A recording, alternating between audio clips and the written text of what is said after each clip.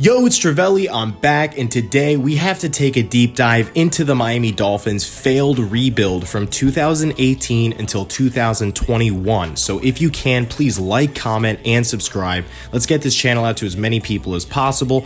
Also, follow me on Instagram and Twitter so you get my daily notifications for when I'm dropping videos, which is going to be Monday through Friday, because I'm never slacking. Now, let's jump into the action.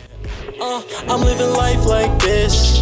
Maybe give a little glimpse, maybe give a little glimpse. The Miami Dolphins are 1-5, coming off of a game in London versus a previously unbeaten Jaguars team.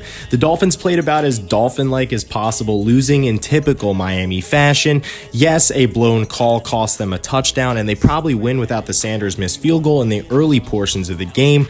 But it goes without question, you cannot be in a competitive game with a team that has not won in 20 games, with a coach who is finger blasting women in his time off, and a QB that will literally gift you 1 to 2 interceptions a game without having to do anything. You can't do it. So now, Chris Grier, Flores, Stephen Ross, you all have to look deeply at yourselves in the mirror while I dive deeply into your pathetic attempt at a Miami Dolphins rebuild. 2018. 2 years removed from a fraudulent playoff run in 2016, giving Dolphin fans false hope in Gase, they once again solidified the belief that the Dolphins are incapable of having 2 seasons in a row with a winning record. It just cannot be done, ever. In my entire lifetime as a fan of the Miami Dolphins since I was 5 years old in 2001, the Miami Dolphins have never been to the playoffs in back-to-back seasons. Now, this year had Tannehill and Gase, and honestly, they had been playing well with a 3-0 start and a promising run developing with Tannehill, Drake, and Devontae Parker,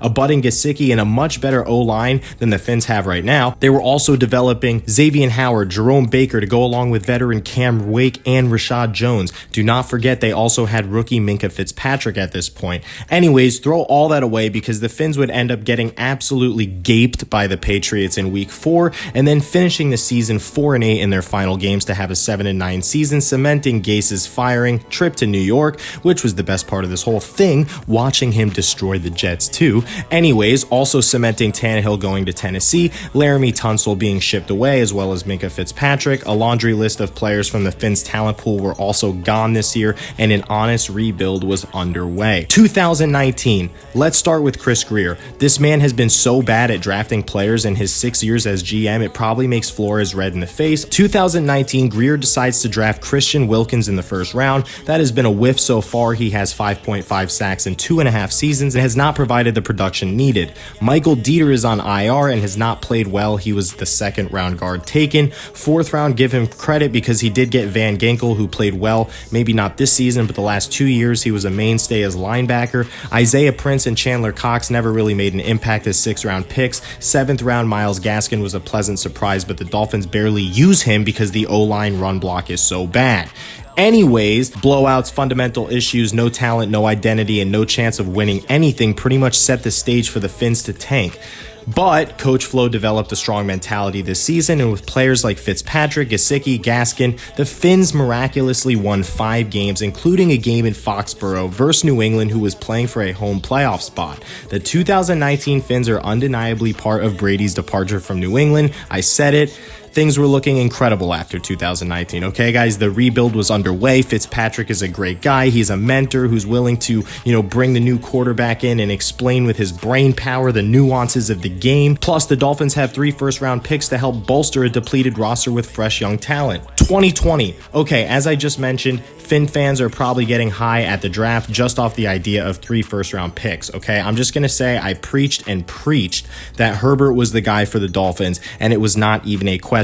Of course, Chris Grier takes the hobbled, tiny, fragile, one-read QB who played with the best O-line and receivers in college football and completely bypassed the fact that he was tailored to by Saban to have success at Alabama. He did not have to throw through 1-inch windows with no pass protector running game. Did you ever consider taking the guy who can actually throw the ball accurately on all sides of the field, deep down the field, intermediate, which is Herbert? He can take a hit. Herbert is not an injury liability in any point of his college career, Herbert, and did not have the luxury of an O-line or receivers that Tua did, Herbert. Anyways, Now they have Tua, they follow it up with Austin Jackson and Noah Igbenabe, and let's just say all three of these guys so far are absolute disappointments. Austin Jackson gets blown up and called for flags more than anybody else on the team. Noah can't even see the field, and when he does, let's just say his cover skills are atrocious, and Tua is just not Herbert. And I'm not saying he sucks, I never did, but he was pampered at Alabama, and this was the crucial moment in the draft where Chris Grier solidified himself as a bad drafter.